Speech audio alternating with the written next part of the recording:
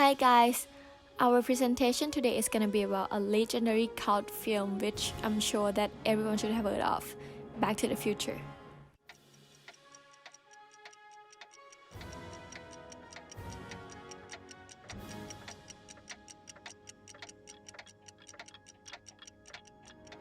Back to the Future is directed by Robert Zemeckis. It is released on July the 3rd, 1985. It grossed over 381 million worldwide, becoming the highest grossing film at that time. It won the Hugo Award for Best Dramatic Presentation, the Saturn Award for Best Science Fiction Film, and the Academy Awards for Best Sound Effects Editing. It is a comedy comedy, but it is also an adventure story with elements of sci-fi. This movie is distributed by Universal Pictures.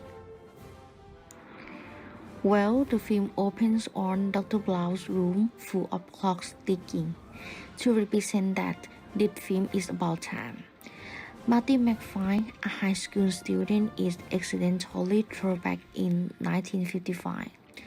By his missions, he is trying to find his way back to the future in the years 1985. This movie filmed on location throughout Los Angeles. However, in the movie, it took place in Hell Valley, where is the fictional town in California with a clock tower. Interestingly, the director focuses on seeing the same town in two very different eras. We notice how the times they are changing. The director, Robert Zemeckis, he was born in the south side of Chicago. He began making short films with his 8mm camera while still in high school. Today, he is considered to be one of the most talented young filmmakers working. We will also recognize him from Forrest Gump and Class Away. These films spawned a very successful franchise. It had two sequences, Back to the Future Part 2 and Part 3, both of which were critically and financially successful, but not as successful as Part 1.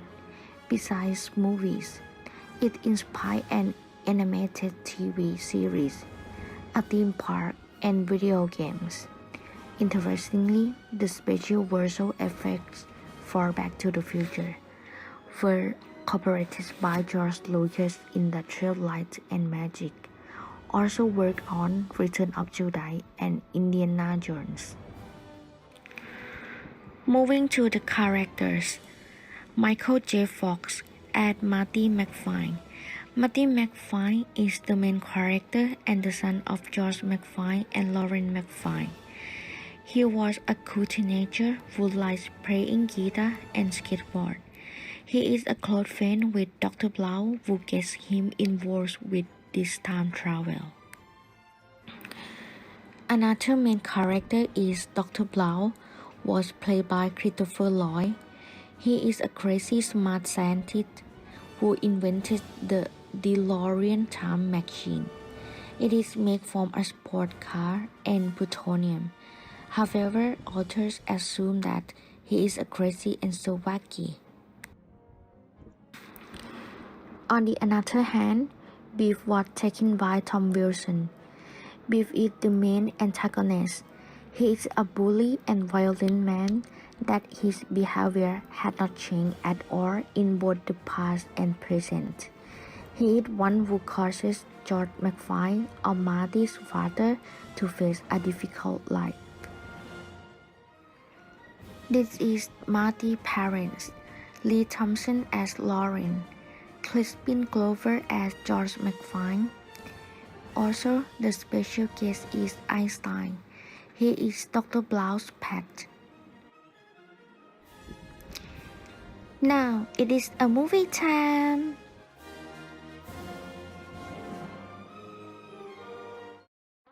So, after you guys watch the movie, I can talk about the theme because it will include the spoiler. Well, there are mainly two themes of the movie. The first one is about the word friend. Okay, let me explain this.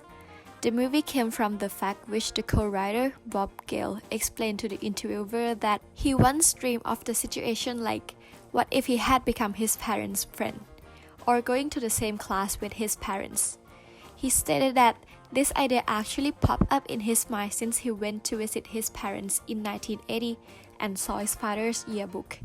This situation became the central idea of the movie and therefore can be considered as the main theme. As you can see in the movie, the main story or the plot is that the father, George, and the son, Marty, were met in the same age. Marty used the time machine to travel back to the time when his parents were in high school, and from this, the word friend as a verb is related to the conceit that what if the son had become a friend with the father? Would that give the son another aspect toward his father? And the answer from the movie is yes. Moving on to the second theme, courage versus fear. So, this theme can be perceived through Marty's fear of bringing his band out to the public. It's like he doesn't have enough confidence or the courage to push his talent into real business. In short, he's afraid that it might be fail or whatever. However, since Marty traveled back to the past and saw the courage his father had toward Lorraine, his mother, he learned from it that he should put the courage above his fear, and lastly, it will lead him to the success. Well, this film also contains message inside itself saying that people can change, but sometimes we don't. The movie actually tries to convey this message that people can always change in both good and bad ways. And to be honest, if one knows their fault and learning from their mistakes, that person will definitely change in a better way, as you can clearly see from the movie toward the character George McFly. However, most of the time people don't change. It seems like we already have the route to follow since we were born. From the movie, you can see that George was intervened by Marty, who has come from the future. At least George's future should have changed in some ways, but he ended up having the same life as in the time Marty came from. And from this, it leads to the circumstance that some things like wealth is determined by chance too. And yes, the film was created a long time ago, so there will be a hidden message about the social norms back then during the 1980s. The first one is about African Americans, which Zemeckis, the filmmaker, shows through the scene of the busboy in 1955. We will see that this boy will become a mayor in the future. It's like a dream. The second is the inequality of women during that period. In the movie, George was always given an opportunity to change because he's a man, of course. So what about Lorraine? Lorraine is a woman. She was born as a girl, so her chance seems less likely to occur within her. She was born to be a woman who was believed to be dependent on her husband. Mentioning the criticism of this movie from the website RottenTomato.com, Back to the Future received the general opinion as that this movie is inventive, funny, and brilliantly constructed. This movie is a rousing time travel adventure with an unforgettable spirit.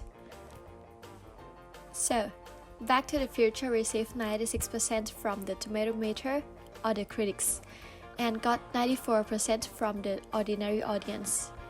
There were actually several comments and reviews of the movie inside this website, and most of them were leave in a positive trend. One example of the critic, Joseph Jermes, saying that Back to the Future is the best comic strip movie he's seen this year. It's well made, lighthearted, and exactly the right length to give you excitement and laughs and a few surprises. Another example of the critic, Kathleen Carroll, saying that kids and parents alike are gonna dig this wonderful fantasy. And one from audience, Serge E, saying that this movie is very hilarious, with special effects and memorable characters and great storylines. Another last one from the audience, Mr. Yen, saying that Back to the Future is one of the best films of the 80s and all time.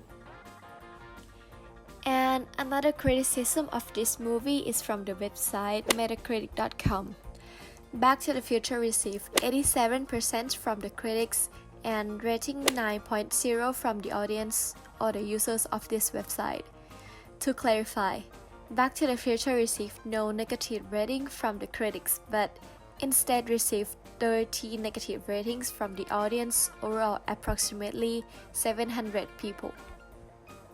And again, there are numerous reviews on this website, and most of them seem to be in a positive way, as from the RottenTomato.com. One example from the critic Tom Huddleston saying that there aren't many films we would describe as perfect, but Robert Zemeckis' also 80s time travel tale fits the bill.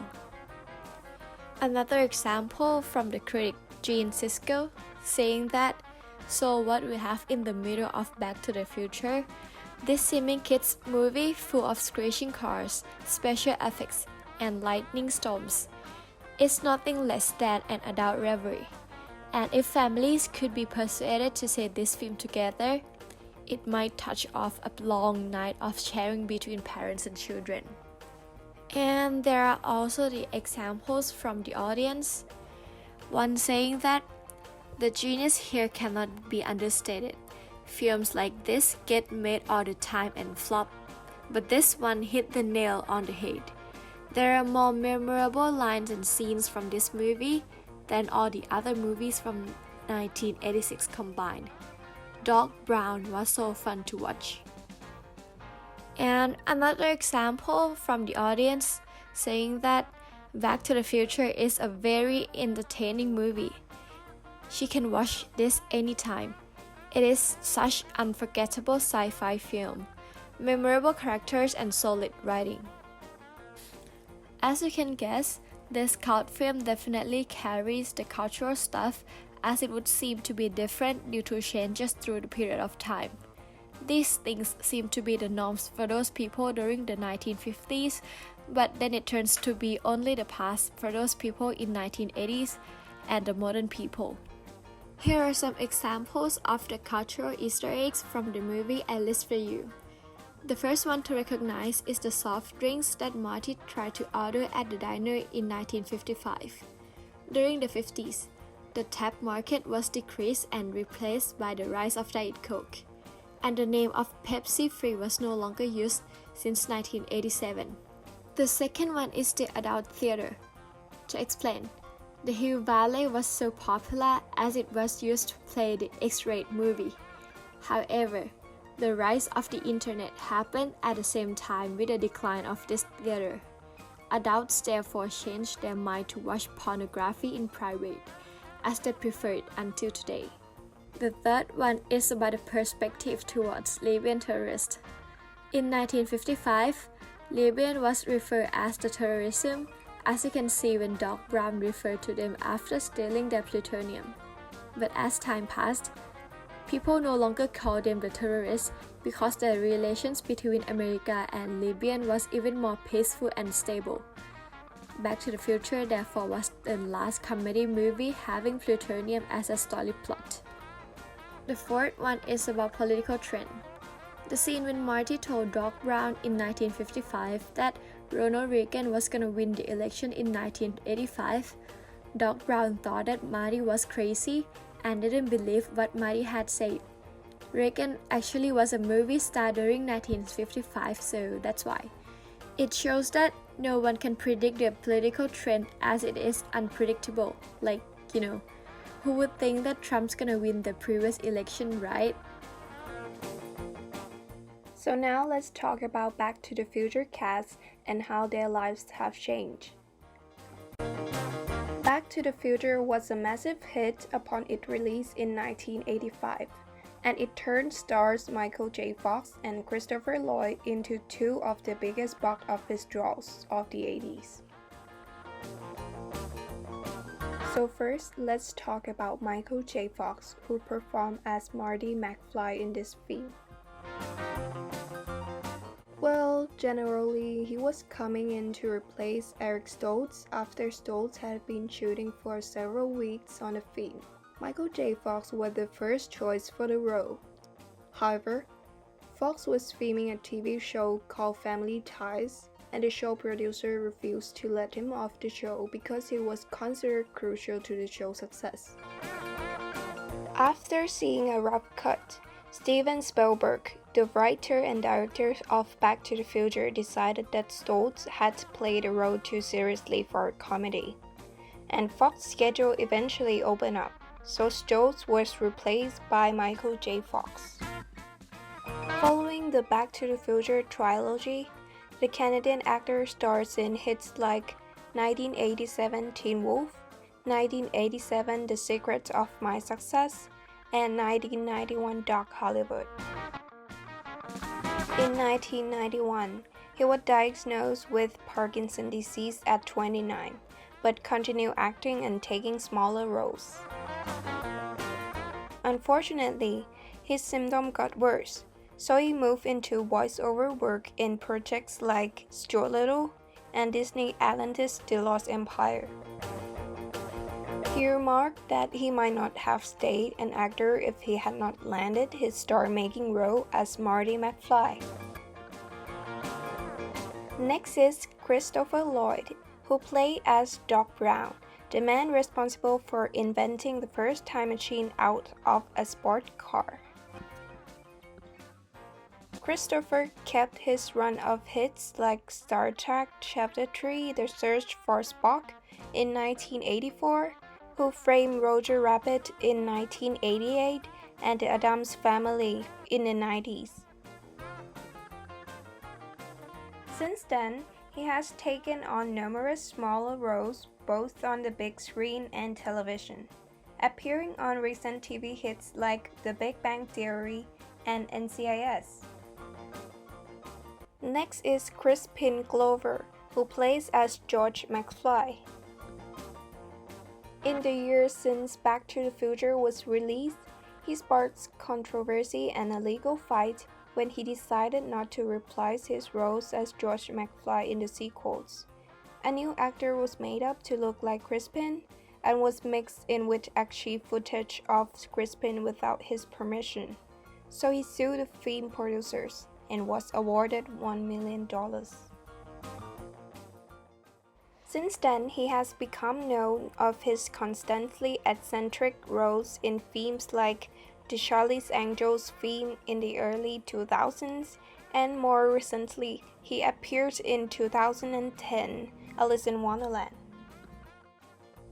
Next is Leah Thompson, who was the film's female lead. She played Roland Ben's McFly. In the 90s, she took parts in big screen remakes like The Beverly Hillbillies in 1993 and The Little Russell in 1994. After a break from acting, Leah went on to star in several Broadway plays before landing a major role on the ABC Family hits Switch at Birth from 2011 to 2017. Leah was most recently seen in a Netflix teen favorite, Sarah Burgess is a Loser. Next is Thomas F. Wilson, who took on villain duties as Biff Tannen.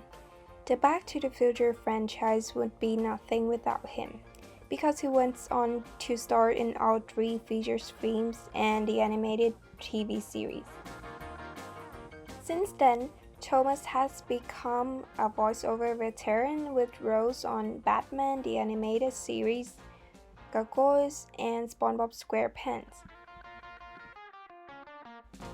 He has also continued work on TV favorites like Freaks and Geeks in 1999 and DC Legend of Tomorrow since 2019. Lastly, Claudia Wells, who portrayed Marty high school sweetheart Jennifer Parker in the first film in the Back to the Future franchise. After the success of Back to the Future, Claudia put her career on hold to take care of her mother, who was battling cancer at the time, and did not return as Jennifer Parker in the sequels. She was replaced by Elizabeth Cho. Recently, Claudia reprised her roles as Jennifer in the Back to the Future video game. Now let's see what are some of the important quotes and funny memes from this film. Well, this quote is actually come from a scene where Marty tried to persuade the musicians to play music so his parents can surely be together. He said, "Wait, you don't understand. If you don't play, there's no music. If there's no music, they don't dance. If they don't dance, they don't kiss and fall in love. And I'm history." This second quote is very important in this film because it had a hidden meaning that aimed to remind people that they are the only one who can control their future. And it is very important for them to actually do effective things for their better future. Doc Brown said, "Your future hasn't been written yet. No one has. Your future is whatever you make it, so make it a good one."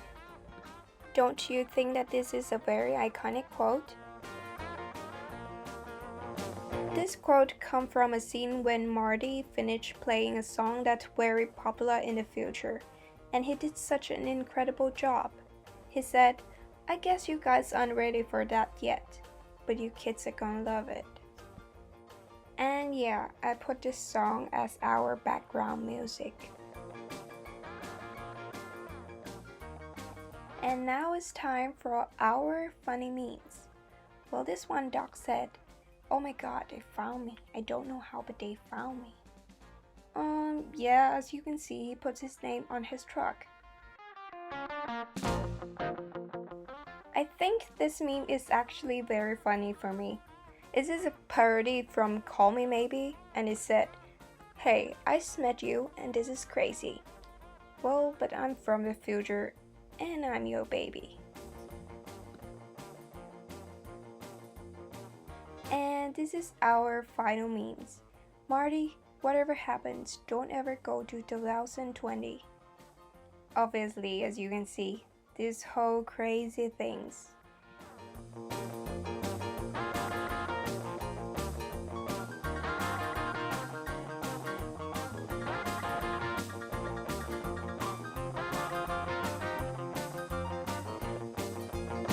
Thank you guys so much for watching, and we hope you enjoy our presentation.